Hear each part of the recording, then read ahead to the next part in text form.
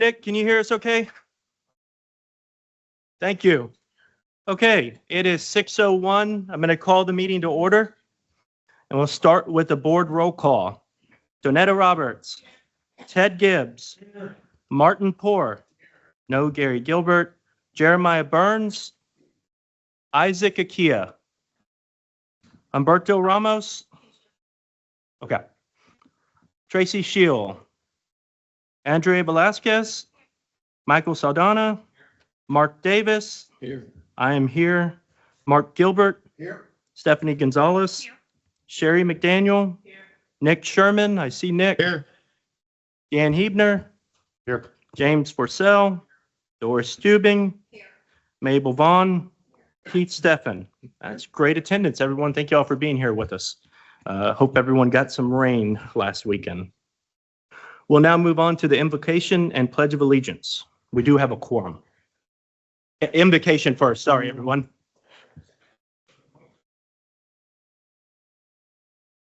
Oh.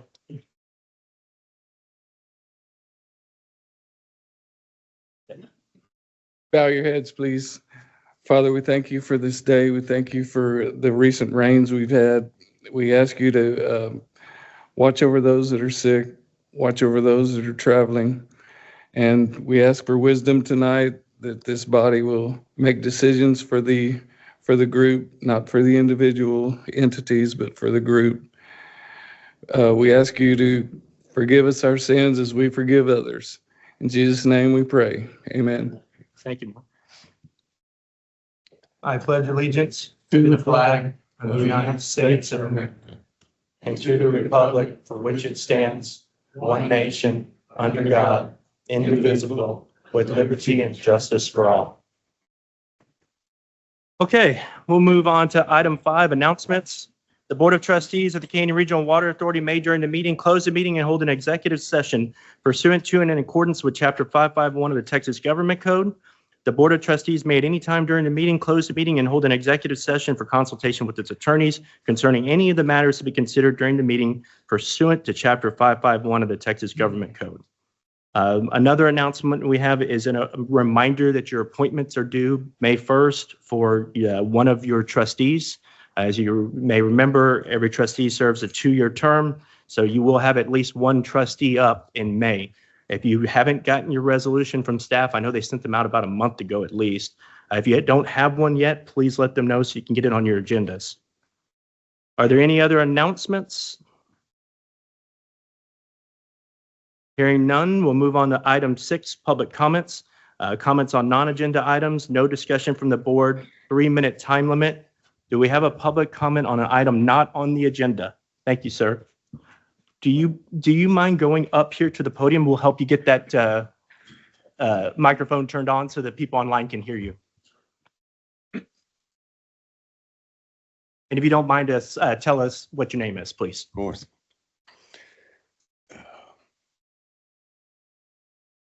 Well, hello, everyone. My name is Michael Long. I live at 181 High Point Ridge in Guadalupe County, Texas.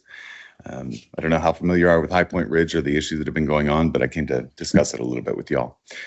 First off, though, I'd like to thank you because water's key and important to everyone, so I appreciate the work that you guys all put into it. Obviously, everybody likes to drink it and enjoy it in different ways, and I know that y'all put a lot of effort into that. So, on February 21st, we had a meeting at our residence on High Point Ridge to discuss the condition of the road used to access the facility at Wells Ranch Water Treatment Plant and the residences where we live. That meeting was at our home, and it was attended by CRWA leadership, residents of our community, and a member of the Sand Hills Voluntary Fire Department on behalf of the chief. The main purpose of that meeting was to discuss the safety issues and the maintenance along the road, but there were 3 main agenda items that I'll bring up. One was to establish a standard that we could all live by, something that the residents understood, something that y'all felt like you could live up to, and something that we'd both be comfortable with. The second one was a maintenance cadence. We want to know that the road's going to be taken care of long-term, and we don't want to worry about it. We want to feel like there's a standard to be agreed to, and there's a rotation that'll be taken care of. And third is a long-term plan. I can't imagine you guys are leaving that well zone anytime soon. And as I have heard, there's more building going on, which is great. I'm sure it's a great facility, but it also means there's going to be additional traffic over the long run. And If we're going to be working together for years and years and years, we should think about a longer term plan. And that was kind of our point. During the meeting, the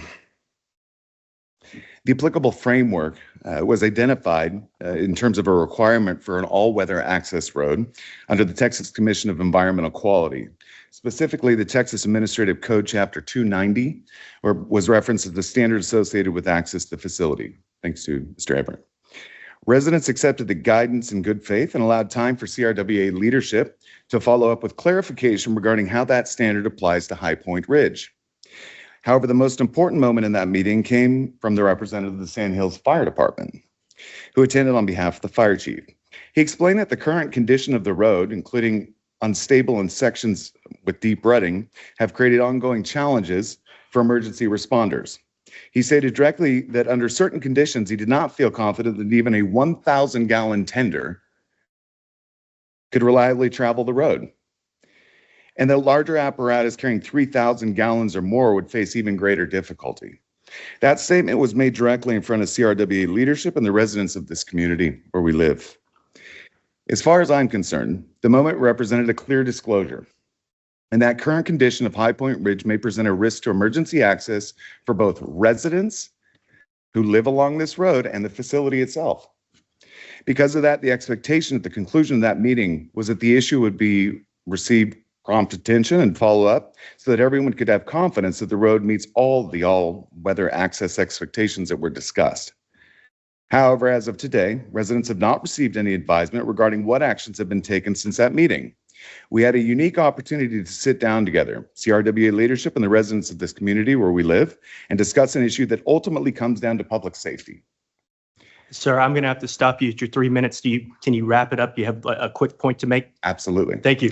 I respectfully asking the board to take immediate consideration of the conditions along High Point Ridge and ensure that the road used to access both the facility and the homes along this road is evaluated and brought into alignment with the all-weather access expectations referenced during that meeting.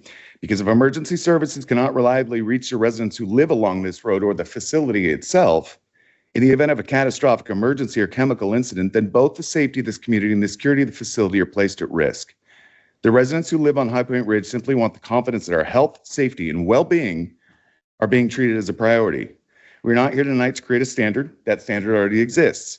We are here to ask that the road serving this facility and our homes be brought into alignment with it so that our community can rely on safe and reliable emergency access when it matters most. All right, sir. Thank you very much. This is not an item on our agenda for us to be able to consider tonight. Thank you for your public comment. Are there any other public comments on non-agenda items?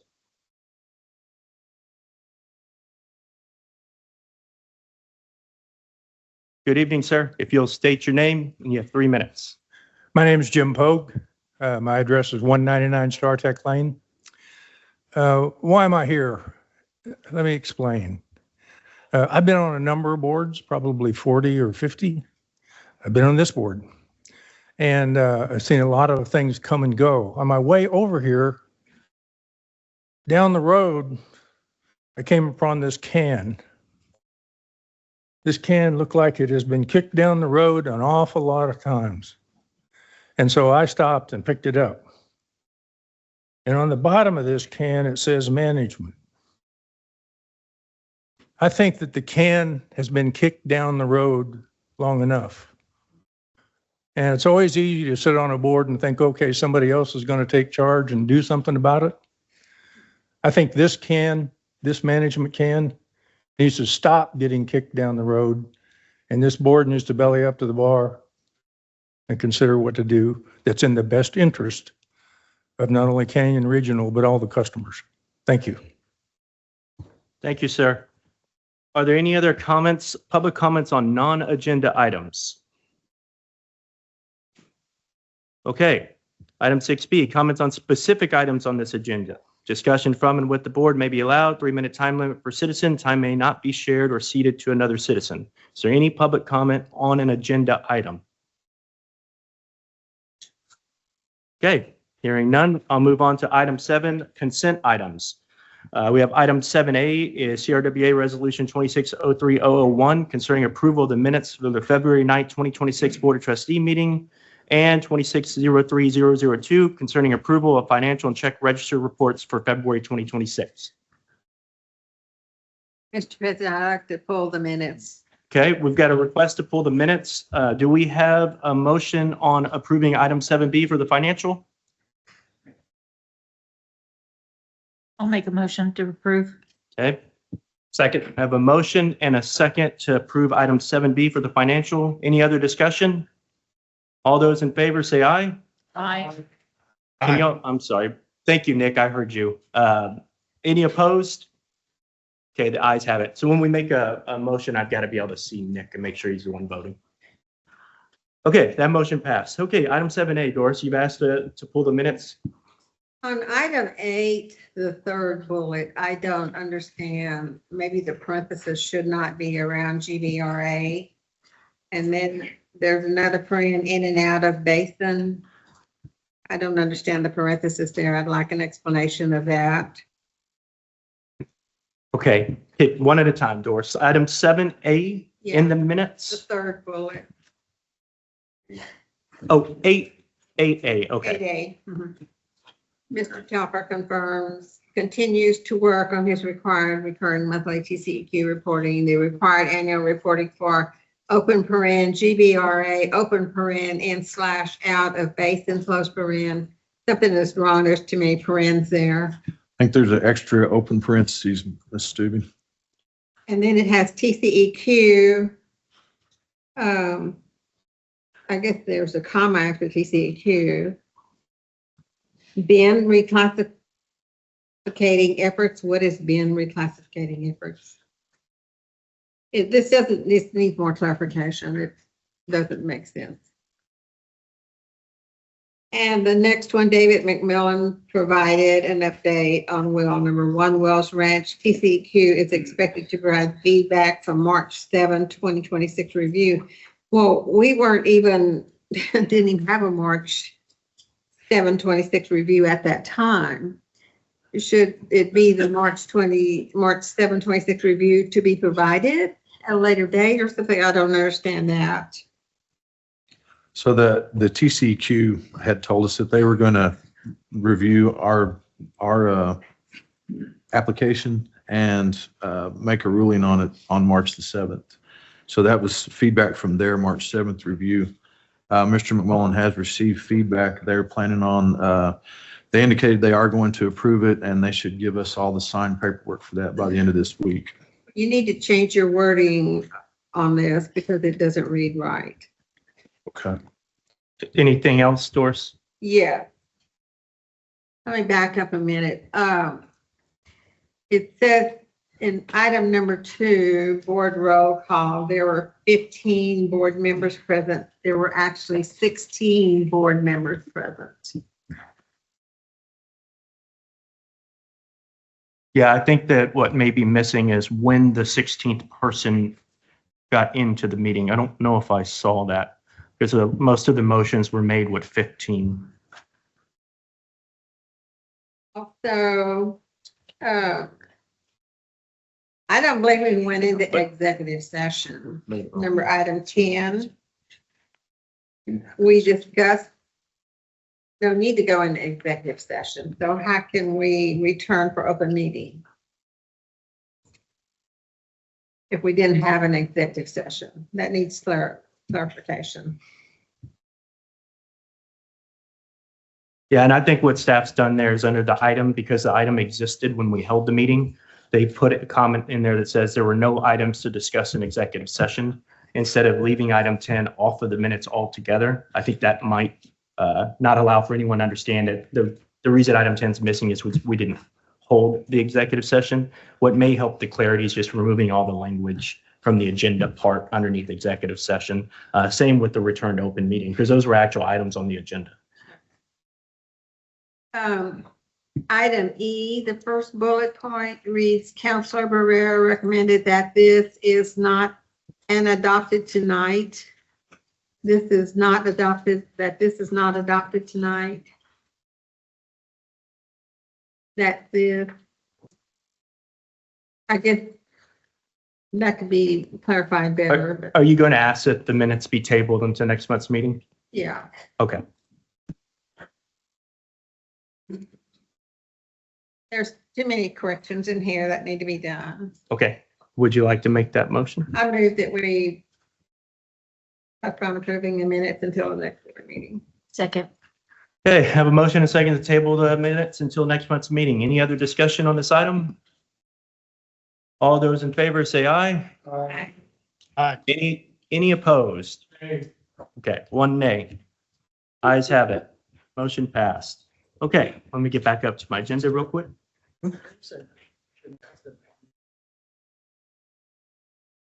Oh, we're going to have a lot of discussion on bin classification, I think, here in just a second. But yes, thank you, Trey. Okay, item 8A, reports. Starting water supply, facility operations, and capital projects. Discussion on current drought conditions, wholesale water supply status, water treatment, storage, and transmission operations, current and near-term capital improvements projects, and an explanation on the bin 1 and bin 2 classification. Please, Adam. Yeah, if we can go ahead and get the operations usage report up. There's a question on this last month. I realize that maybe it can be kind of hard to read this report, so I just want to give a really quick rundown. The first page, the values that are recorded there are in million gallons, which is typically how we report different flows and usages to TCQ on the monthly operating reports. If we go ahead and scroll down to the second page, this page right here starts off with the Lake Dunlap Water Treatment Plant. It is raw water usage. Believe it or not, we do report to the Texas Water Master in acre feet. So these values are in acre feet. And later on in the report, we are reporting in acre feet as well underneath the entity usage. If you look in the middle column where it says year-to-date use acre feet, you see down on the total line item that Lake Dunlap has used 1,282.42 acre feet of raw water out of Lake Dunlap. And if we go ahead and scroll down, actually, I'd like to use Hayes Caldwell as the example because I blend Lake Dunlap and Wells Ranch together. The Hayes Caldwell one says that we use 329.01 acre feet of raw water. When you scroll down to the next page, keep going down. Keep scrolling down. This page right here, I believe the little box in the corner is over. There we go. You can see that the entities used 316.25 acre feet. So 329 acre feet of raw water, 316 acre feet of sold water. That seems like quite a bit of difference. There is loss that occurs both at the plant and out in the distribution system. So at the plant, it uses water to actually treat the water. To make treated water. We have filters there that we do backwashes in. We have all kinds of stuff that we have to use water to make clean water.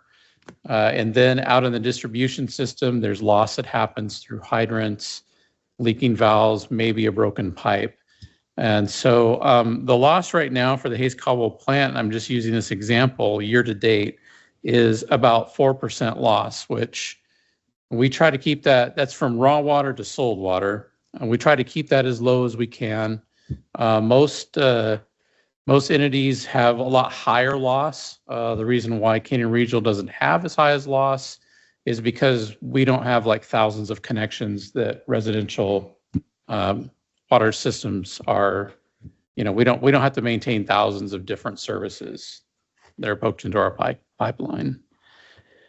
Anyway, these production rates are tracking very well compared to last year and in previous years. Any questions on that report? Okay, I want to really quick, it was mentioned last time about the water use surveys. We submit water use surveys for each facility. Lake Dunlap, Wells Ranch, Hayes Caldwell each year to the Texas Water Development Board. That also has loss that's recorded in it, but it has overall usage as well. And so for Lake Dunlap, there was 1% loss from raw water through the plant. And then out into the distribution system, it was 4% loss for 2025. Same numbers for Lake Dunlap and Wells Ranch. They're both the same numbers because they kind of have a shared system. And then the Hayes Caldwell plant had right around a little bit less than 1% loss in the plant and a little bit less than 1% loss out of the distribution system. I do have these reports available for whoever would like for me to provide them to them so they can see what we've sent to the Water Development Board. And then also we did submit our Tier 2 reporting. And basically what that is we have to report all the chemicals, 6 different facilities. We have to notify the fire departments in those areas of the chemicals that we have on hand and how much that we store. And then we also have to submit a report to the state on how much we have on hand and what we are storing. And then when it comes to the drought report, just take note that it seems like we're progressing. If we go down to the next page here, we're progressing really quickly into this year into a pretty severe drought situation. So that last month, that big red blotch at the bottom of the state there was a lot smaller. It's grown over the last year. So this rain is nice. And like I've said before, Kenny Regional really needs it in the Kerrville area. And so that's where we need to do our rain dances at and pray for rain up in that area. Are there any questions or comments? Questions for Adam? Thank you, sir. Oh, yes. Will you touch on bin 1, bin 2? We had a question about it during the minutes, and you don't have to get too far down, but just so we understand. Yeah, I'm not for sure how much you have in your. Okay. She just didn't know what bin was. The bin classification was written in the minutes. Yeah, I'll cover it really quickly. Bin classification, it's basically a regulation that comes down from EPA through TCQ, like most of them do, but basically it's to the degree of treatment and our verifying that our treatment process is working. Here at the beginning, in the first few years of 2000, we had to take a lot of cryptosporidium samples and giardia samples out in Lake Dunlap, over at the Hayes Caldwell plant, San Marcos River. And if we got over the threshold of cryptosporidium or giardia, then the state would look at that and go, well, they would determine what bin classification we were in. However, there were two sample sets. One was the first sample period in the early 2000s, and the second sample period was 2015, 2017. In the first sample set, we got over the threshold. In the second sample set, we didn't get any cryptosporidium giardia. And so essentially the state looked at that and they qualified us in what they call a bin 2 classification, which they have much more stringent qualifications underneath that on our filters, just how we treat the water. It's very, and of course, Chelsea's going to talk more about it. But it takes a lot of work. It takes a lot of work for us to meet a bin 2 classification. Thank you, Doris. Did that help answer your questions? Thank you. Okay. Are we moving on to item 8B, External Affairs, Regional Planning and Administrative Staff Reports? Discussion on regional partnerships, regulatory agencies, groundwater districts, regional water planning, long-term capital improvements, legal and legislative matters. Well, I won't be doing all of that. Hannah, do you think you could queue up? Yes, okay. Just to provide an update and also sort of reintroduce one of the challenges we've been preparing materials for. We have been working with R.W. Hardin, doing a lot of record reconciliation, if you will, to be able to identify the different types of groundwater leases that CRWA holds, specifically in Gonzales County. And then to also understand of all of the different types we have, for example, Carrizo only versus a lease that says all groundwater from any formation. Which of those is already permitted? The reason for this project was to enable staff to come forward with recommendations and responses to the question of, do we need all of the groundwater leases that we currently have in Gonzales County? Are we able to early terminate some of those leases? Is there good cause to keep them and develop some of them into a more significant and robust source supply? And so this was the first step. This was just a map to delineate, I think, 5 different categories of leases. Those that have a hatch mark. So for example, the red versus what probably appears to you as dark red, that's leased versus unleased. Hannah, can you go to the next map? I don't expect that any of you will be able to read this particular version in any detail, but hopefully you can at least see that there are some different colors and some color coding happening. What I discovered in going through the process of creating the first map is that there was not a one-to-one relationship between leases and leased parcel. Yes, leases and leased parcels. So for example, maybe I have an example for you. Let's see.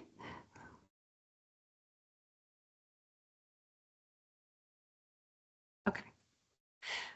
So this group of leases here, which is actually in the eastern mitigation zone, or the group of parcels is under the same lease as this group of parcels that's in the western mitigation zone. So it became important to understand the relationship, the geographic relationship, if you will, between all of the parcels under a given lease. There were some other things that were beneficial in going through this, which I will hopefully have the time to elaborate on at a future meeting that's being coordinated for all the Wells Ranch participants. But I wanted to show this. It wasn't just simply trying to map where are leased parcels and which ones are permitted. And then Hannah, if you could give me the last map, please. Something else that I came across in going through this exercise was actually identifying that while some leases read all groundwater, they may not actually have the kind of groundwater that we would be interested in developing underneath of them. So there is a formation component to which leases could make sense for CRWA to keep. So for example, there's this lease kind of free floating between 2 formations. Only the very top of it is actually in Wilcox. So those are the kinds of things that have come out of this exercise. It's what we've been spending quite a bit of time on and trying to develop written recommendations and written summary of findings from all of the mapping exercises. And that should be, I think the draft version will be circulated internally at the end of this week. I'm tracking to have that completed and then shared out. And again, I know that Michaela has been working to try and coordinate a meeting for Wells Ranch participants to have a much deeper conversation about this. I know there's a lot of money that has been expensed for these leases, and so it's important that we come to a conclusion soon about what we do with the leases that are not permitted. So if you have not replied to the poll or the calendar request for your availability that Michaela's sent, please do so. I know there's an eagerness to make a decision about this, but we do need to have that big conversation before we can really move forward. And that's perfect time, real quick, for me to just re-hammer home what you said, right? There's 5,000 acre feet worth of leases that the Maxwell County line said we don't want. And they said, we don't want that at the end of last fiscal year. We're halfway through this fiscal year with a significant amount of money being spent to those leases, a significant amount that has no one to pay for them. So finding the answer to that question sooner rather than later is very important. Yeah. Any questions about that? Tried to keep it brief, but questions? Okay. Yes, sir, Nick. Yes, were we pointing at the screen in the room or something? There was some reference to this lease or that lease, and I couldn't see what we were looking at. Yes, Yeah. it was a laser pointer, Nick. Okay, that's a function of me being remote, trying to lower my hand here. Okay. All right, thank you.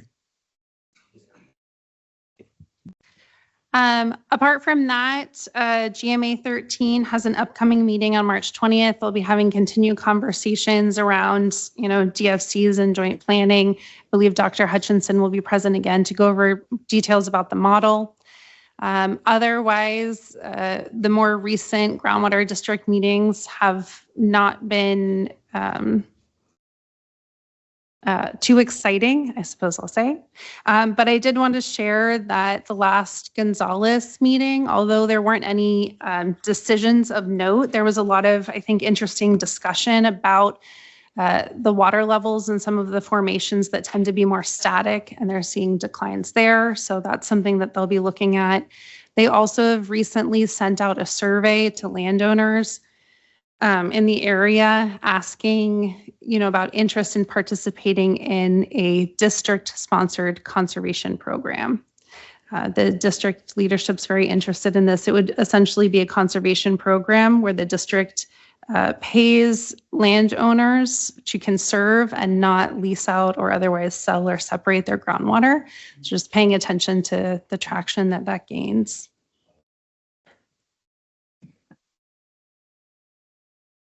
Okay, any other questions? Thank you. Okay, So before we go to 8C, it'd probably be best time to go through my notes. I don't have a whole lot this evening. Administrative, we did hire a new controller. Mr. Brian Zaleski started February 17th. Brian, why don't you come stand in the middle of the room? And he comes to us with over 30 years of experience, various positions, including a controller for other entities. So he's going to be helping us make Canyon Regional the best that we can be. Welcome him, please. welcome, sir. Hayes Caldwell Water Treatment Plant. So Mr. McMullen did get information on options for an additional mobile membrane unit. So Hayes Caldwell members, be on the lookout. We'll be sending out a doodle poll to get a meeting so we can talk about options and how we want to proceed with that facility. Wells Ranch announced last month that the RFQ was out for a P3 owner's representative for the Bloomberg project. We did receive submittals on February 20th, and we are planning to come to the April Board of Trustees meeting to make a recommendation for approval to execute a contract for that. Alliance Regional Water Authority. So we have ongoing coordination with GBRA and ARWA regarding the design deficiencies in the water treatment plant. That's ongoing. Not at liberty to discuss any details on that right now. Probably of more note tonight. So the water treatment plant expansion costs on the latest CMAR cost estimate, ARWA's share is approximately $177 million. Right now, the total available funding is about $121 million. So significant deficit there. ARWA staff did submit an application, an abridged application to the Water Development Board requesting an additional $75 million in funding, which that request can be reduced until August. The final cost estimate will be developed in July. So based on that, a decision can be made on what additional amount is actually needed. Canyon Regional's share of that $56 million is roughly a third. I mean, it's over $20 million. So we need to have some discussion at some point on that and our willingness to absorb that additional debt. I have asked Mr. Moore if he would come to the meeting next month and present and give us an update on that. But right now, we're looking at that amount of deficit, and most of the cost estimates for the different components of the project are at a level 2 cost estimate, which is, intended to be fairly accurate. Only one component is a level 4 cost estimate. So I don't anticipate there being much reduction in those costs as the CMAR gets closer to the end. The next board meeting is March 25th. Now, right now, there was no action taken. Last month, this information was just informative to the ARWA board. But I think next month, were we going to be asked to take an action next month? Do you remember, Michael or Tracy? I can't imagine. So you'll Yeah. need to take action from the member entities first. And the one thing that, we have to think, as much as we can use the RO water, need the RO water, and even us as entities need the CRWA water. These are not open wallets. We need to tighten down. I have been at the City of Kyle City Council for the last, 3 meetings, just sitting there listening.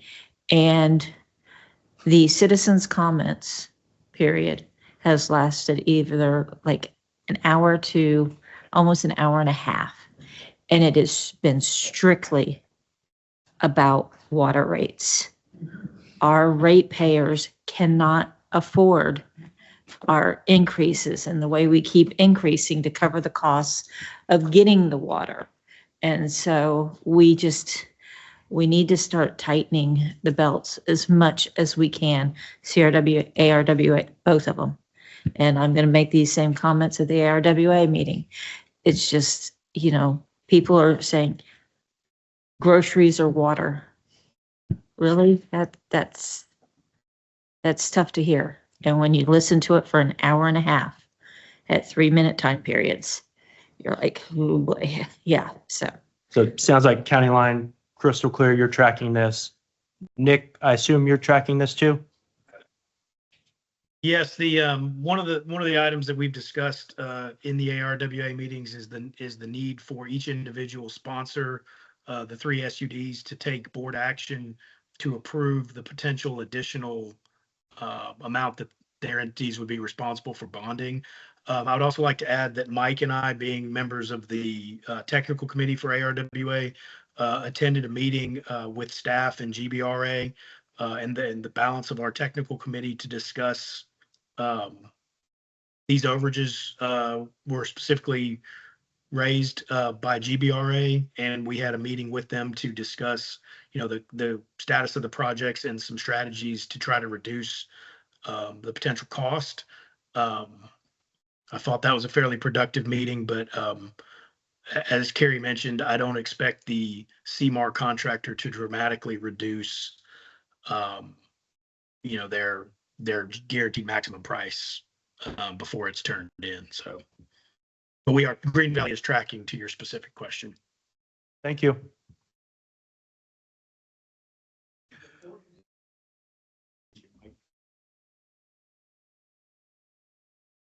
Yeah, the other one. Are there 4 entities in Norwa? There were, but now there's 3. There's 3. Thank you.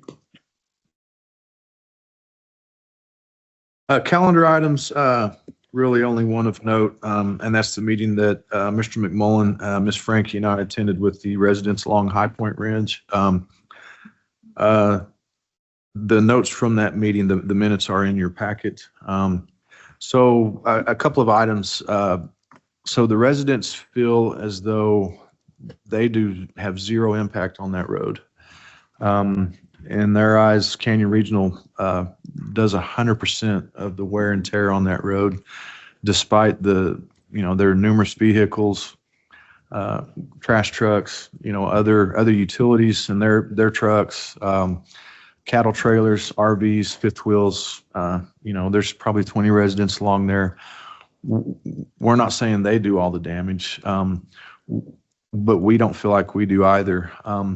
In our easement, there's a clause in there that where. I'm gonna stop you for a second. How far can we go with this discussion and still be okay? Okay, thank you. Go ahead. Didn't mean to interrupt you. That's okay.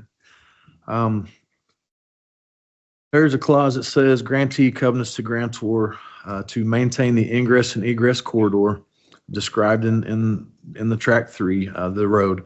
in accordance with standards promulgated by the Texas Commission on Environmental Quality, and there's some other language, but essentially, the way we read that is that was us and the landowner agreeing, because we have to maintain an all-weather access road to the facility. That was us agreeing to the landowner that Canyon Regional is responsible for building and maintaining that road. The way the residents interpret that is that we're responsible to maintain it for their access as well. And they also have an easement with the landowner to use that road. Canyon Regional built that road, and we do spend money every year to do maintenance on it. Mr. McMullen and his team go out and they put fill in and fill in potholes. A lot of it is erosion, and there's one spot that has a lot of the sugar sand that is in pretty bad shape, and to repair that properly would take a significant amount of money. We do not believe we should be responsible for 100% of that cost, and the residents do, and that's really where the disagreement lies.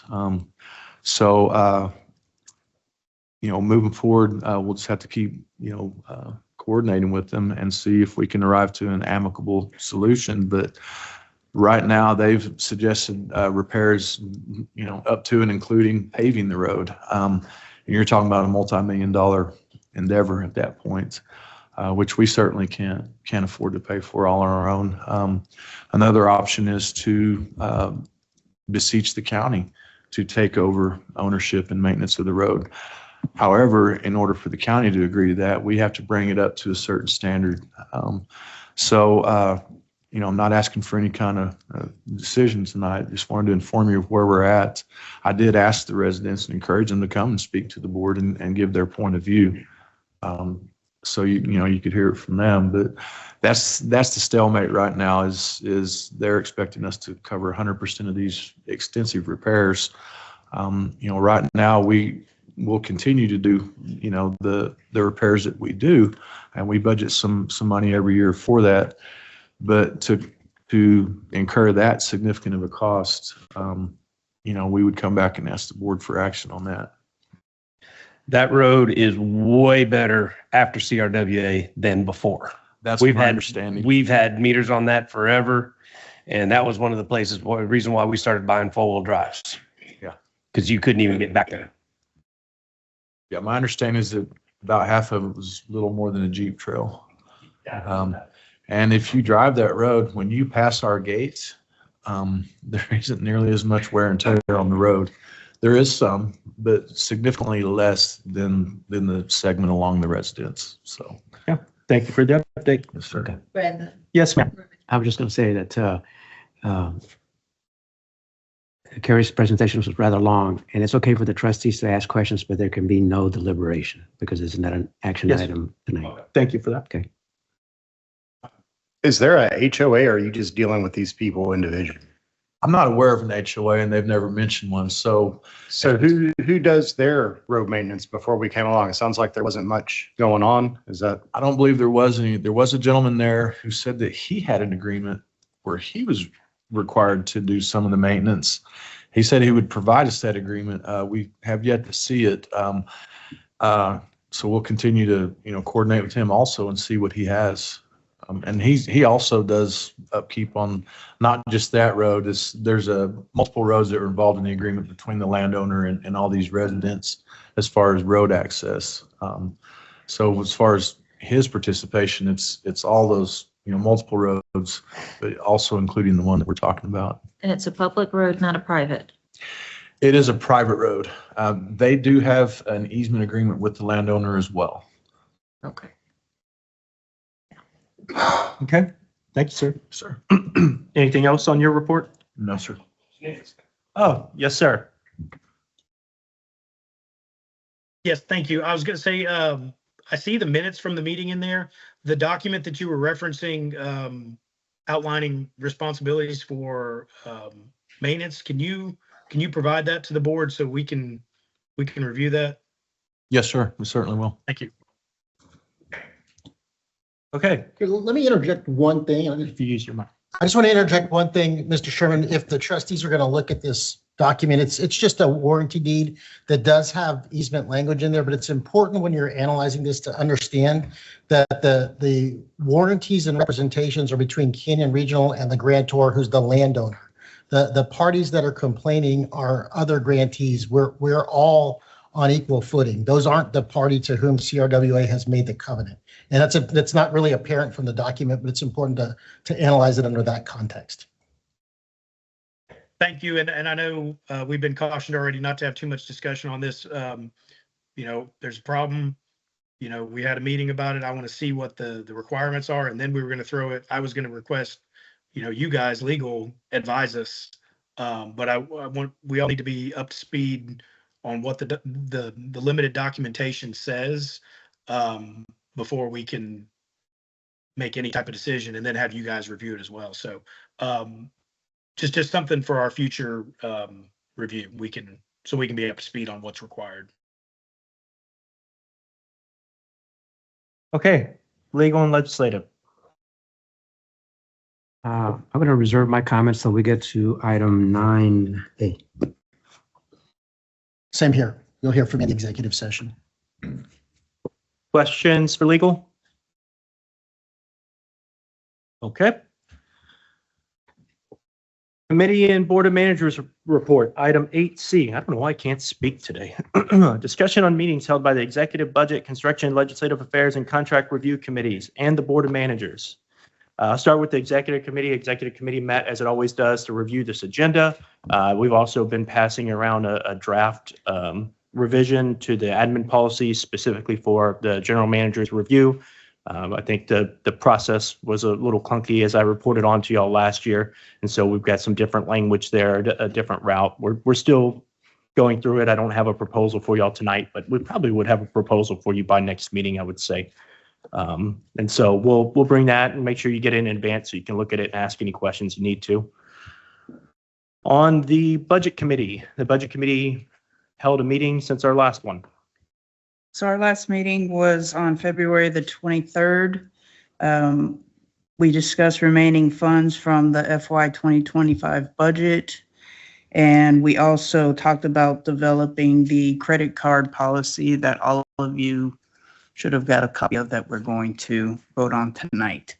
Our next meeting will be on March the 16th. Questions for the Budget Committee? Construction Committee. Yes, my notes are included in the packet. We have a few projects that we are able to drop off of our agenda, which is good news. Most specifically, I'd like to point out the Reedville water line. If everyone remembers, that is a pipeline that's required based on some internal agreements. We had a specific deadline. This is one of the first projects, top to bottom, start to finish, that our staff in the room, or at least most of the staff that was in the room, has been a part of the beginning to the conclusion. So I want to point that out, that we have a successful project that met our required timeline. So good job, staff there. I would like to ask for an update. We had just in the meeting, staff had just discovered a leaking tank foundation. David or Carrie, can y'all give us an update on the condition of that foundation, and if we've got anything we can discuss here for an update on that? You want to get up, David, and talk about that? So the raw water tank one at Wells Ranch does leak. We dug up underneath it, and it is coming from the foundation underneath. We didn't dig it out a lot because I didn't want to cause it to start eroding more. The Carrie's in the process of getting engineers on board to figure out exactly what they're going to need to do. We did go in there and drain the tank to try to look real quick. We found out that none of the valves worked to isolate that tank, so we had to shut the plant down, so we made it real quick. We do have new valves that are supposed to be in here in a couple of weeks. They're ordered for that tank. We're going to get them installed so that whenever we do get a chance for the engineers to get in there and look and see what they want to try to do, we can valve that off and not have to shut the plant down on it.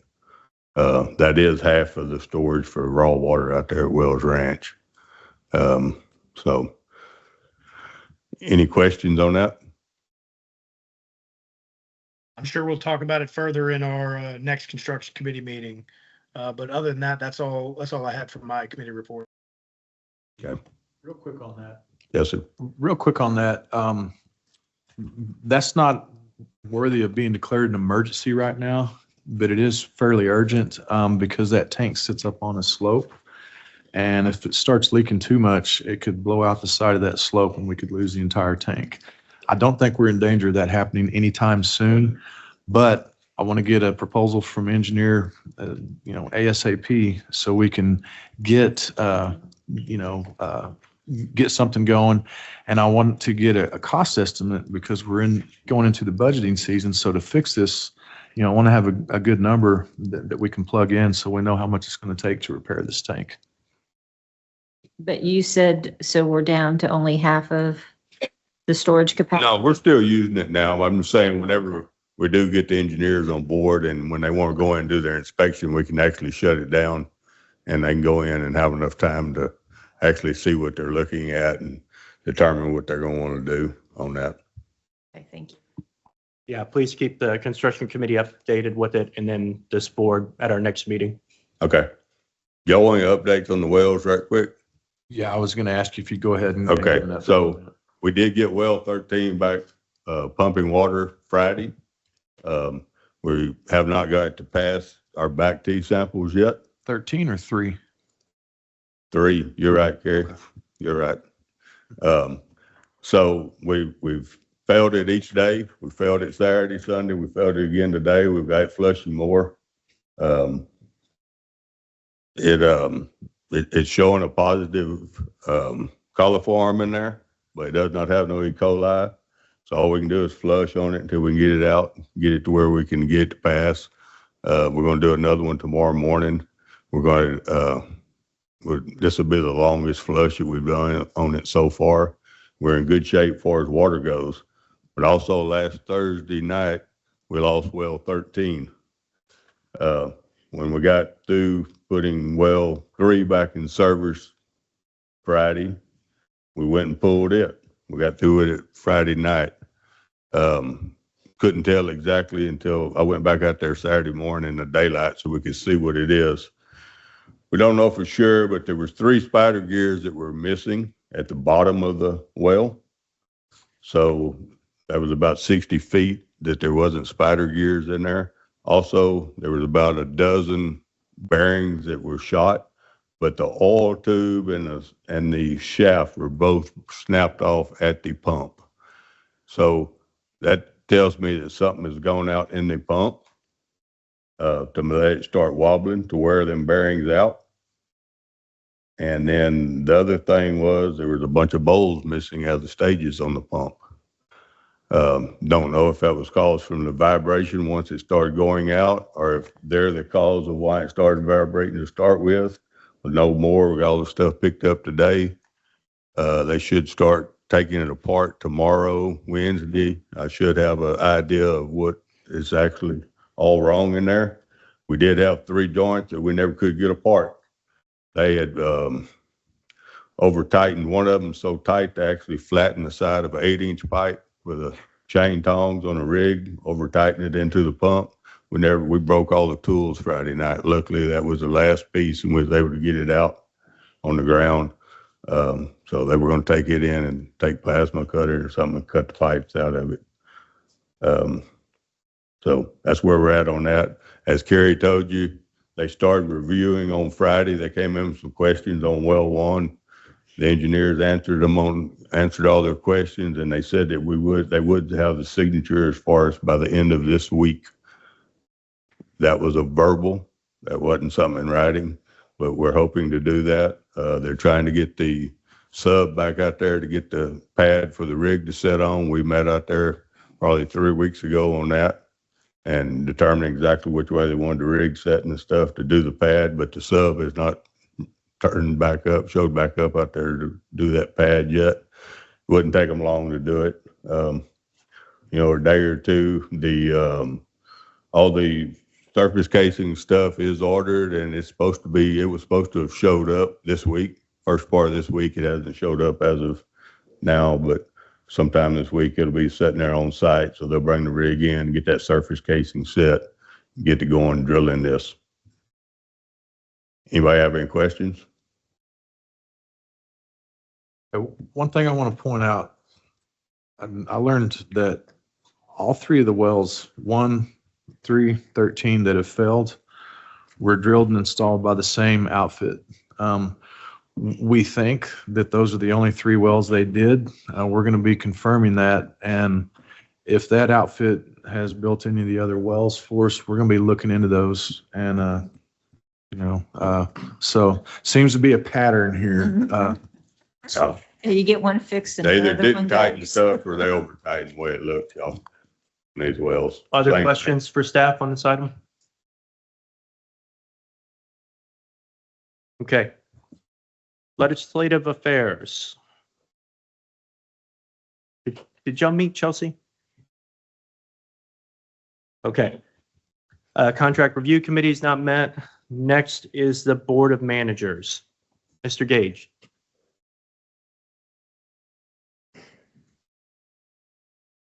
Okay, good evening, Board of Trustees. So I apologize up front, right, because my notes are in the packet and they're very long. And so I was writing them very fast. If I'd have had more time, they'd have been shorter. So that's just kind of the way it is tonight. Luckily, the staff covered most of the things in the Board of Managers meeting tonight. I want to emphasize a couple of those. The bin classification that the conversation was on about earlier in the meeting, that's pretty important. And I'm pretty confident the staff is on it. And, I'm going to say this, Chelsea, you're going to be mad at me, but they set an April goal to get us across the goal line. But I want to meet with TCEQ. Okay. But I want to tell the trustees this, right? Important context. TCEQ doesn't really have a system to go up in bin classification, right? So bin classification is 1 through 4, just like item briefed. It's cryptosporidium is the primary driver of that. And there's not really a way to go down once you go up. So the staff is fighting an uphill battle. And I think Chelsea's getting the legislative affairs folks involved with that, the lobbyists, et cetera, to help. But I think this is going to be a first time this has happened. I don't know of another time. So, it's very important. This is a big issue that we need to do. Saves the staff a lot of time in terms of their filtration checks, et cetera, that they have to do. I won't go into it more than that, but whatever. Wanted to emphasize that. A couple other things we did at the Board of Managers meeting. We spent quite a bit of time on the operational update, and Adam laid that out to you guys. In particular, we're looking at our daily peaking, right? And what's interesting about that is as we get into the summer months, we're already peaking pretty good if you look at those numbers, just in early in the year. So, the Board of Managers are keyed in on that, and we want to pay attention to how our systems operate together as we get into the high demand season, which we know is coming. So we're working on that with the staff, and I think that was a pretty good effort right there. I want to mention we got into a little bit about the projects that need to happen. So as I've reported to the board, the Board of Managers has visited in person all 3 sites, right? So we've seen all 3 sites in person. And what we're hearing and what we're seeing out of the operators is there's things that need to be fixed today. So staff provided what I would call an initial list of things that need to be fixed, like in the interim as identified by the operators on the plants themselves. So the Board of Managers are going to take that to the budget meeting at Sherry's next budget meeting when she has it. And we're going to recommend that we do those things. And it's really, if you're looking at an iceberg, guys, we're looking at the top of the iceberg. Our problem is deferred maintenance. And if you don't know what deferred maintenance is, Ms. Shields, exactly what you're talking about. So people's rates are going up, but we have more money to spend because we deferred maintenance for years. And it's a big problem. I mean, and the Pew Research Institute just put out a new study in December of 25. It's a billions and billions of dollar problem. And so while the need is to reduce expenditures, right, because we want to keep our costs low, if you do that, you won't have any water for your customers in the first place. So we're in a pickle, right? I mean, we said it a few times, we're in a bad pickle. And we need to get on some of these things that we can get onto. And we need to look for efficiencies to keep our plants pumping the way they're supposed to be pumping and producing the water. So just keep that in mind, right? I mean, it's a big deal that we on, and David just said, well, 13, boom, just like that overnight, got another well down. deferred maintenance, guys. I bet the last time the well was pulled was 20 years ago. And I can testify in my own system, my wells haven't been pulled for 20, 25 years. I had a problem too. And we're getting after ours. We're going to have to do something similar, because we are staring at the front end of it. And we do have one recommendation to make. When you have a resolution tonight on the participation agreements for the Bloomberg project, we do recommend that the board go ahead and approve that and authorize the general manager to sign those once he gets the ones in from the member entities. And pending any questions for you guys, that's what I have tonight. Apologize for the long memo. I sit on the board of managers. I'm gonna pat myself on the back too. Appreciate the work the board of managers are doing, looking at these, getting the some projects for fiscal year 26 with some of the surplus funds. Now we need the list for 27 so we can have potentially some wells that may not be working right. I imagine what we will find, it is a lot cheaper to pull those wells while they're still working than it is to pull them after they have failed. I think we're going to find that pretty often here. Thank you, sir. Yeah, Questions? failure maintenance is always more expensive. It's just a fact, is the way it is. But anyway, thanks. Questions for board of managers before he leaves? Thank you. Okay, we'll move on to item 9A, discuss, consider, and take possible action on resolution 2603003 on amending the CRWA Board of Trustees admin policies to include a policy on hiring past and present appointed CRWA board members and hiring past and present appointed CRWA board member immediate family members at CRWA. Mr. Ramos, who I don't think is here. I don't think he's online. We talked about this item a couple times. The very first time was my fault for not having the language in the packet for you. I mean, I don't know how much more y'all need to discuss this item or not, if y'all want to continue holding more discussion on it. Ruben does need to kind of brief us quickly on what he did with the initial language that was already in the policy, and then what he did with the language that was proposed by Mr. Ramos. So if you can give them a quick briefing on that, and thank you for having it pulled up. Let me just cover Mr. Ramos's suggested policy just a little bit. At the last meeting, he suggested a policy that would restrict board members becoming RWA employees. Since then, I tweaked that language a little bit, and that language is essentially the second paragraph in the agenda packet. The board only received, or I only received, one comment from one of the board members, and essentially the comment, and I'll just read it to you. It just says, if we're going to restrict the Board of Trustee members' job opportunities, we need to make sure it is fair all the way around. These scenarios need to be looked at also. For example, CRWA employee to member entity, a former CRWA employee to the Board of Trustees, member entity employee to represent other member entities as Board of Trustees. And really, you could probably come up with a few other scenarios that could be embedded in there. So really, if you're going to discuss this tonight, as you deliberate, you need to think of, first, is this a policy that we want? And two, if we do want this policy, we need to expand it.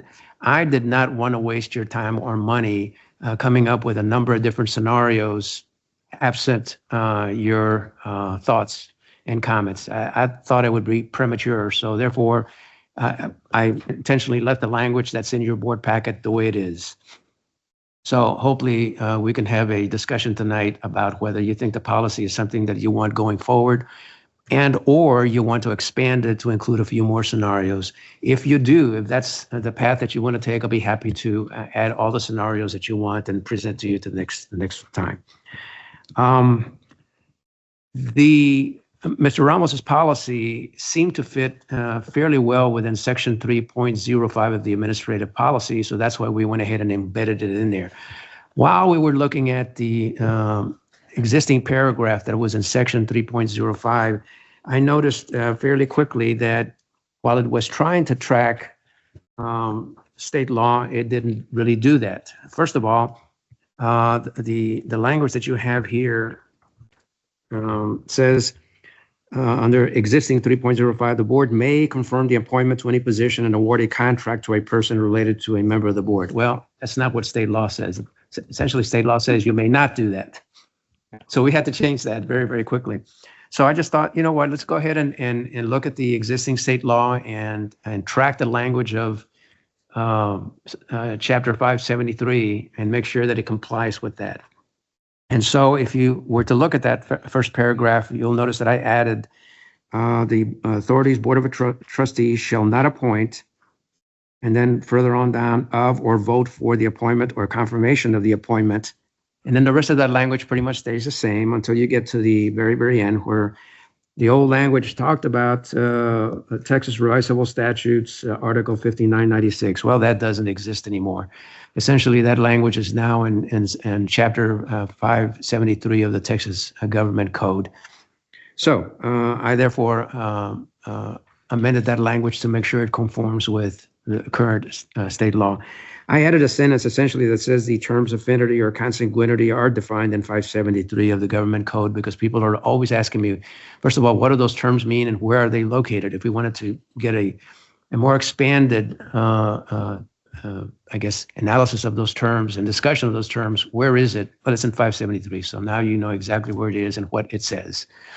As you go through this thing tonight, is this agenda item, I would suggest that if in fact you decide not to go forward with paragraph B, or you decide you want to go forward with paragraph B, but you want to amend it some more, at the very least, it is my recommendation that you consider approving the first paragraph and the language that's in that first paragraph to make sure that it, at least going forward, it does conform with existing state law. Any questions? Questions? Go. Mike, I just have some comments. I think we should go ahead and make sure we're in legal on paragraph A. As far as paragraph B, I think it ties our hands too much. We had this situation 3 years ago, and us having the ability to hire a trustee saved our skins. We would have been in a big hurt if we hadn't been able to. We have. You're good. I'm sorry. I'm just acknowledging Mr. Sherman. We have a board that can manage that if it becomes a problem. I think we're trying to fix a problem that doesn't exist. I think we're trying to close a gap that's going to hurt us, could hurt us at some point in the future. Thank you. Mr. Sherman? I agree with Mr. Gibbs' comment on paragraph B. I'll just leave it at that. As far as updating the policy to comply with state law, I believe we probably need to do that across all policies, not simply this one. And then the last point I'd like to make is I'm not sure that, it's the trustee's position to be individually be writing policy. We've had this on our agenda for several months now, and legal had not had an opportunity to review it.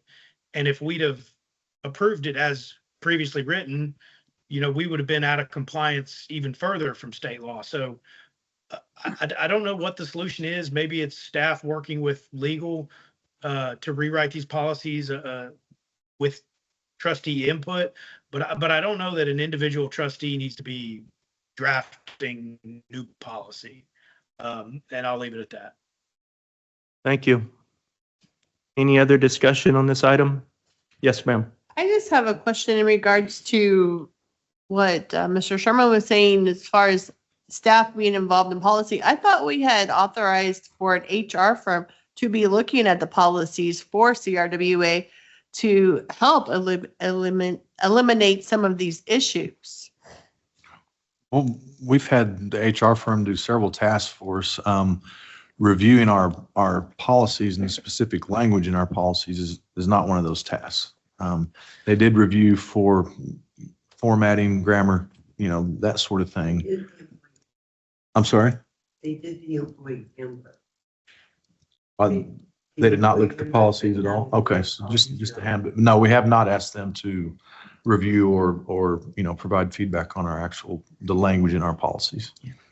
I would add that, remember, we have several policies. One is the bylaws, which itself tries to outline essentially what your powers and limitations are, powers, rights, and limitations. But you also have the employee handbook that Joan mentioned.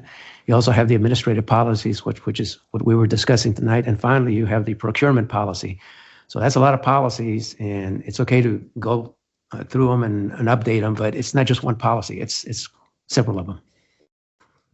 I think that we need to look at all our policies again, because I know they're flawed in a lot of places.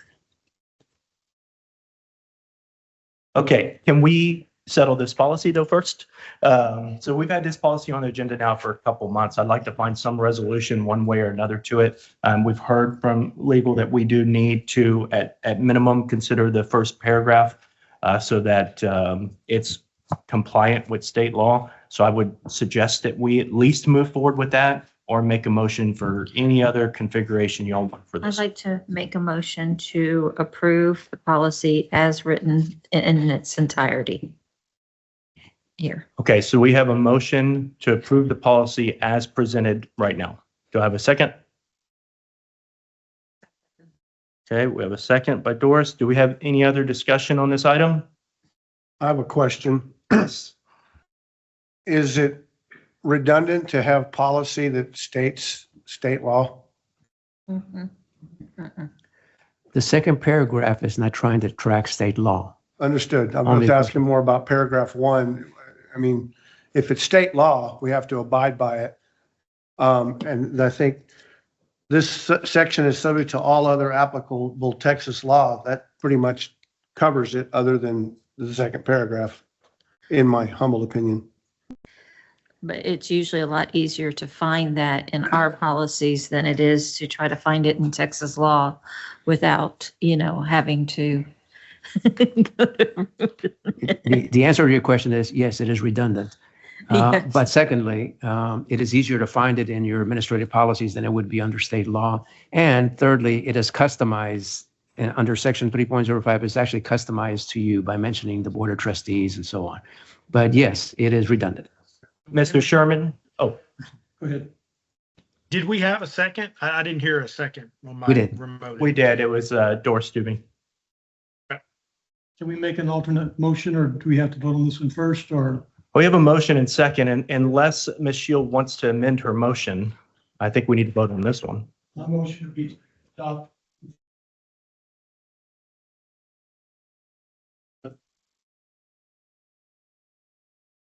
Okay? Yeah. Okay. Is there any other discussion on this item before we vote on it? I'm going to roll call out of simplicity. I feel like if I don't, I'm just going to make a roll call afterwards. So if y'all are ready, Ms. Velasquez?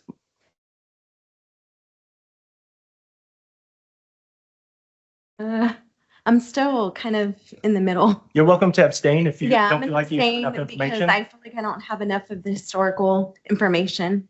Thank you. Oh, no. No, Nay. nay, Nay. nay, Aye. aye. Aye. Aye. Aye. Aye. Aye. Aye. Aye. Aye. Aye. Aye. Nay. No. Nay. No. Nay. No. Oh, I'm sorry, you don't get to vote. I vote no. But the ayes, oh, I'm sorry, Nick. No. Okay, we are tied. Okay. Ruben, how do we solve our tie here? Unless you have a majority, the motion does not fails. pass. It fails. So we gonna entertain another motion on this item? I'd like to make a motion to adopt the language for the first paragraph and not adopt the language on the second paragraph. Second. Okay, we have a motion and second on the item. Is there any other discussion on this item?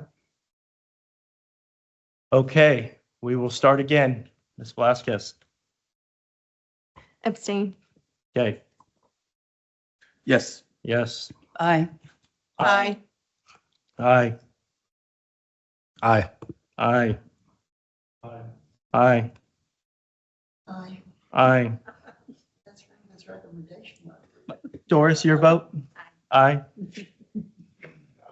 Aye. Aye. Aye. Nay. Aye. Aye. Aye. Aye. Aye. Aye. My vote doesn't count. Mr. Sherman, sorry. Yes. Aye. Thank you. Okay, that motion is passed. We will now have the section 3.05 amended with just the first paragraph with the amendments from Ruben. Thank you. All I have now is in operations. But we will train you if you're interested. Okay, thank you. Item 9B, discuss, consider, and take possible action on Resolution 2603-004, amending the CRWA Board of Directors admin policies to include a revised credit card policy. As you heard from the Budget Committee, there was discussion on the existing credit card policy. There was an existing credit card policy tucked into our procurement policy, but it's my understanding that staff worked on a revision. They collected some information, I think, from both Ms. McDaniel and from some other sources, consolidated them, and then had legal review them to make sure that they were a good policy to put into our employee handbook. I will turn it over to staff. Well, you have a copy of the policy. As Mr. Rohan said, our legal advisement, they did some revisions to it. I don't know if you want to go into those specifically, Trey, or if we need to. Sherry, I apologize. I don't remember. Did the Budget Committee make a recommendation? Did we adopt this policy? Well, I think in the last meeting, we were just talking about making the policy. Okay. And then Regina was working on it, I think, at the time. And then I think she sent me a revision to look at, and the other, and you too, Ted, right? All the other members of the committee looked at it. So yes. Okay. Have you all had sufficient time to review this policy? Was in your board packet? This is not the same policy that was in the board packet. Okay. Can you explain the revisions from what was in the board packet? I can. The copy of the policy that was in the board packet was sent to me today for review and comment. And unfortunately, I took poetic license with it. I've largely just reorganized it to make more sense and flow better. There were some redundancies in there. We've combined the concepts of credit cards and store credit accounts, and collectively called it CRWA credit. Substantively, no changes were made to any of those provisions. But what caught my main attention was what's now categorized as Section 3A, which is a separate treatment of unauthorized use of the credit for personal non-CRWA purposes. You go fill up your personal vehicle on the weekend before you go out on town, versus an inappropriate yet related to CRWA use. So what the example of that would be to buy a picture for the wall in your office here at CRWA, which wasn't authorized, but you didn't put the picture at your home. And so the part that caught my attention, and I'm glad this was sent to me, was how are those going to be treated? And the way that the policy is written is that the personal non-CRWA related items are treated as an advance on future wages and deducted from payroll. And those deductions can take an employee's pay below minimum wage if they're significant enough. That's something that is actually supported by the Texas Workforce Commission advisory. There's actually a policy there. In talking to staff, we're going to use the authorization and implement the authorization for the employees to sign to specifically agree to this. There is a sample provided on the Texas Workforce Commission website. And my understanding is that staff is going to take the authorization form that employees already sign and add a provision related to this. There's also a section related to lost and stolen cards that requires immediate reporting. What this addresses a situation where somebody loses a card and then a third party goes and uses it. If that loss has been reported immediately, the employee wouldn't be responsible for it. If they don't, then the employee will. But the changes, while this looks a lot different, the changes are mostly for readability and lack of redundancy. Okay. So can the budget committee kind of explain, I guess, why we would even allow somebody to use a CRWA card for any personal use whatsoever? It's a violation. I can answer that. We would not. Okay, that's why I'm and like, if they but did, the policy says that they can, but they just have to pay it back. Well, pretty much. this doesn't address disciplinary action. This only addresses how we recover the funds. Any use of a company credit card for personal use, yeah, that is not acceptable. at all. So Okay. there would be disciplinary action unless it was Okay. very Just for well. the record, the budget committee did not write this policy. Okay. Regina did. Oh, well, that's okay. I was just curious as to why we would even have something in the policy that entertains that somebody can use their credit card and just pay the money back. Yeah. And we could add some language that says, emphasizes that point, that it is not acceptable. Violation. Okay, but I just want to make sure. Okay. All right. Is Thank there you. any other discussion on this item? Nick? Yes, sir. So, Trey, did I hear you say that you've made revisions to what was included in the board packet? Yes, sir. And then you only received this policy today? I was asked to review the policy today. Yes, sir. So this is the exact same issue we had with the previous item that drug it on for months and months. I don't understand why we wouldn't have had legal review a policy. And I can only see what was included in the board packet, no screen sharing or anything. I don't know what I'm voting on. It's pretty frustrating. I don't know how we could do the same thing we just did with the previous policy that drug it on for months and months by not having legal review it before it goes out in the board packet. So I don't know what I'm voting. Nick, I hear your frustration. Yeah, I get it. And you should have had a copy and really we should have had this thing reviewed much in advance of the meeting so that what was in the board packets in there. I don't like asking trustees to look at something the night of. I just think that's very difficult to process without having, some time on your own to look at stuff. So, at this point, I don't know if y'all want to continue discussion, you want to consider tabling so that Nick has an opportunity to see the document that's in front of you, or if y'all want to make a motion on it. So Ms. Bond says she thinks it's fair to Nick to table it. So I'll make a motion to table. So, okay, I have a motion to table and I have a second. Any other discussion on this item? All those in favor say aye. Aye.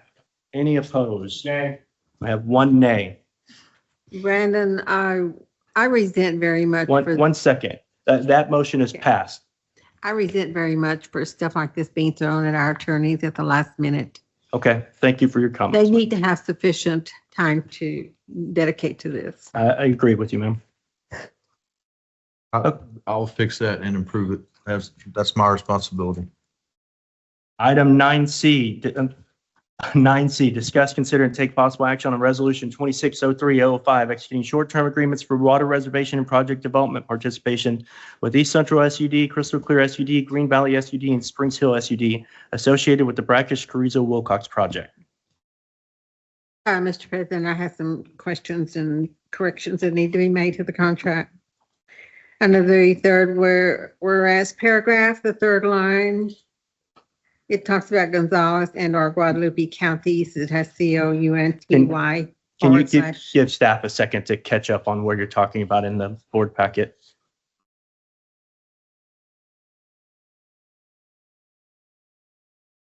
Here on the screen.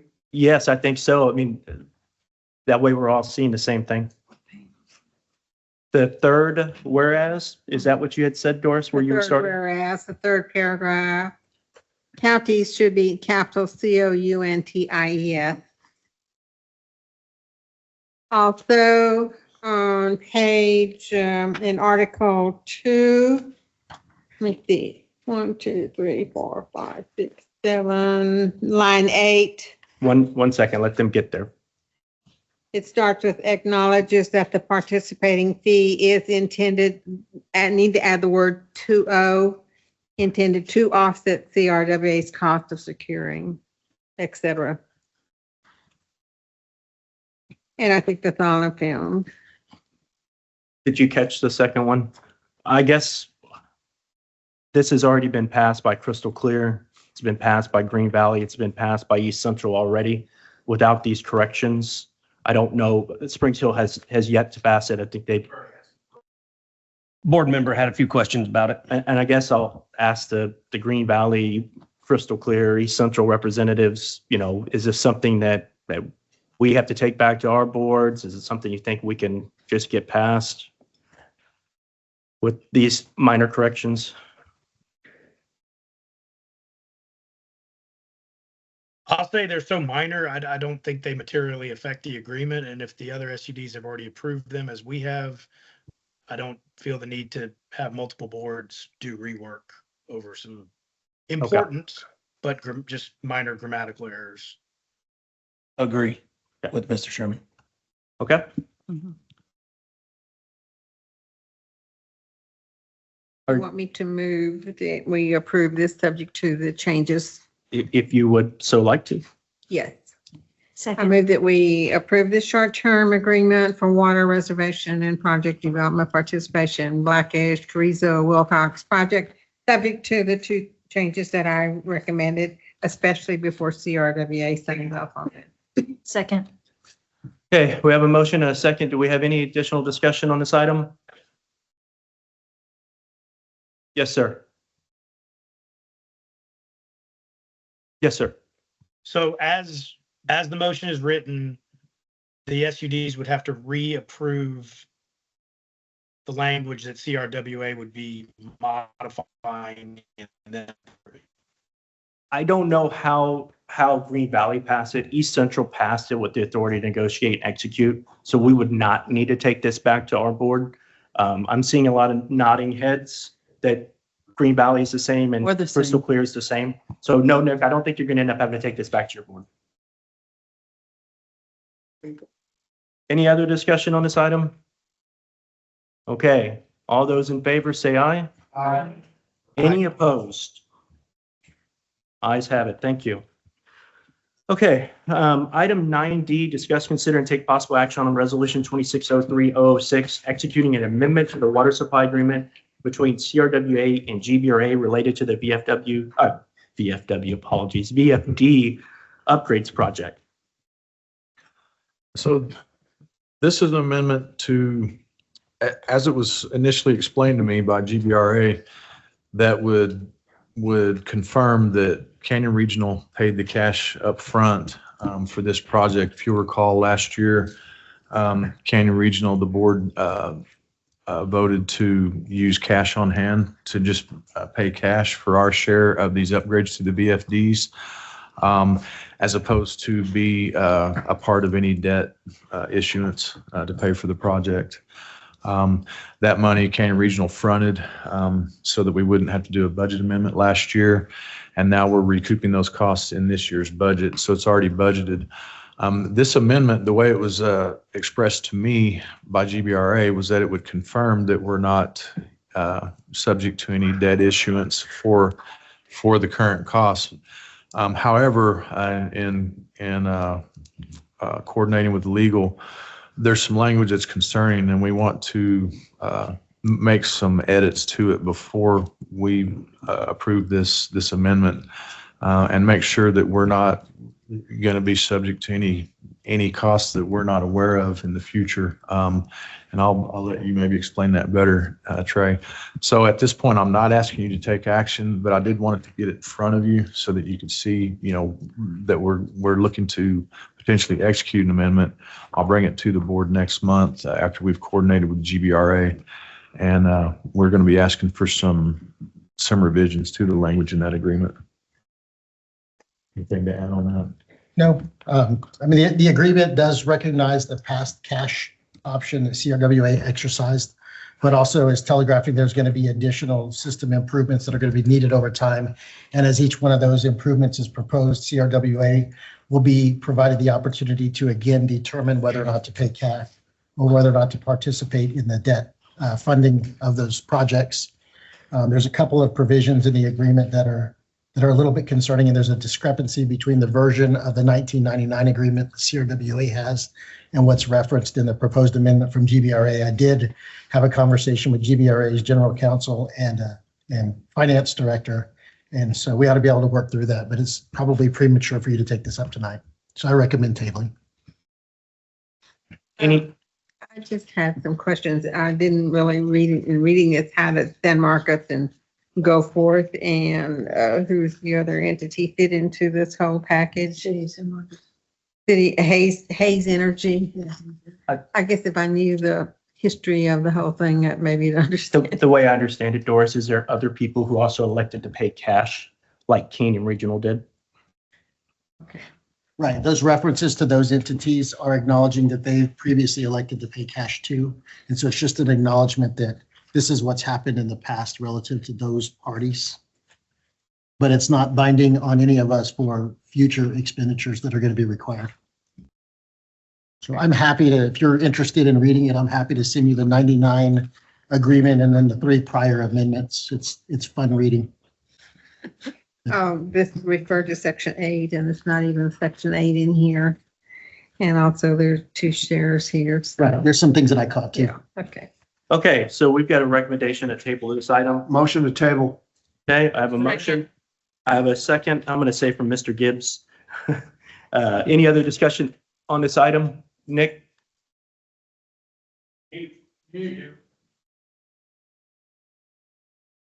Unmute yourself, Nick. Thank you. Thank you. You caught me. I'm looking at the resolution or the information in the packet, and staff recommendation here is approve the resolution of the 4th Amendment, but we're tabling it is what I'm understanding. Is that correct? That's the motion. Yes. Mm-hmm. Okay. Any other discussion on this item? All those in favor say aye. Excuse me. Oh, yes, sir. So it's described as related to VFD upgrades. Looking at this, it seems to be a delivery system. Seems to be a lot more extensive than just upgrading the drives. Yes, sir. So this is an amendment to the original raw water delivery contract. And so this particular cost was just for upgrades to the VFDs, but it's in relation to the overall raw water delivery system. Okay. Any other discussion?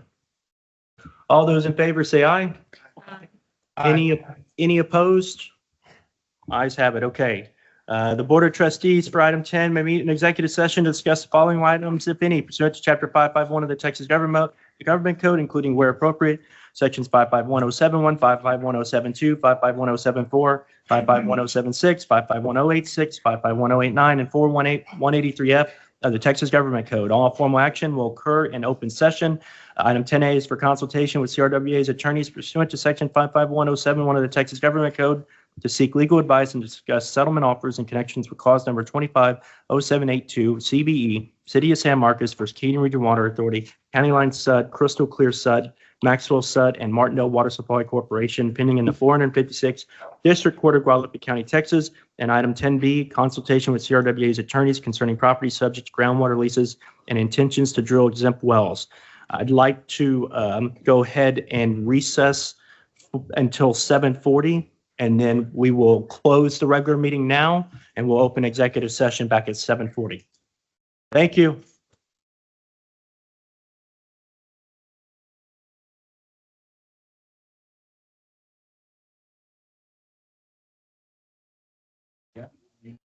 Okay, everyone. I think we've got everyone back in the room, ready to resume the regular meeting at 8:15 p.m. We do not have any action items to take coming out of executive session for item 11. We'll move on to item 12, future board member agenda items. The next Board of Trustees meeting date is April 13th, 2026. If you have agenda items you would like to see on the agenda, just let me know or the executive committee know, and we'll work on getting those items on the agenda for you. We will put the items that have been tabled back on the agenda for next month, as long as they will be ready for next month. In the case of GBRA, maybe a little bit longer. So anything else? I just know that there was one quick request. Go ahead, Nick. I'm sorry. Thank you. One quick request. Can staff please contact Ms. Dubing when the minutes and other items are available and run through it with her so that all of her concerns can be addressed before the meeting? That would be good. And then one more request.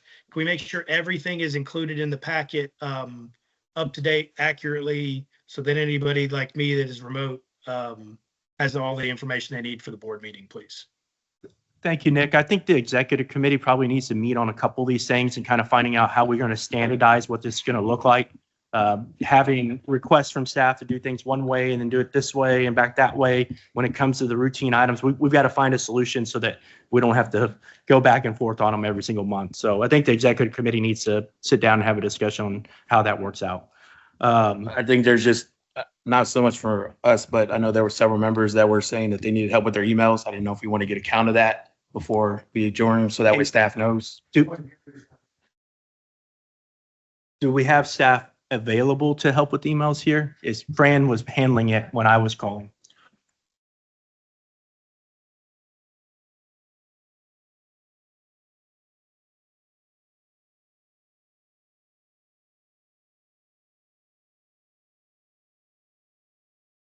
Could we spend just a minute or two after the meeting just walking through those quick steps without maybe major troubleshooting steps? Well, you have an audience of a couple over here that may be helpful at one time. Yes. Okay, anything else? I will entertain a motion to adjourn. Okay, we are adjourned. Thank you, everyone.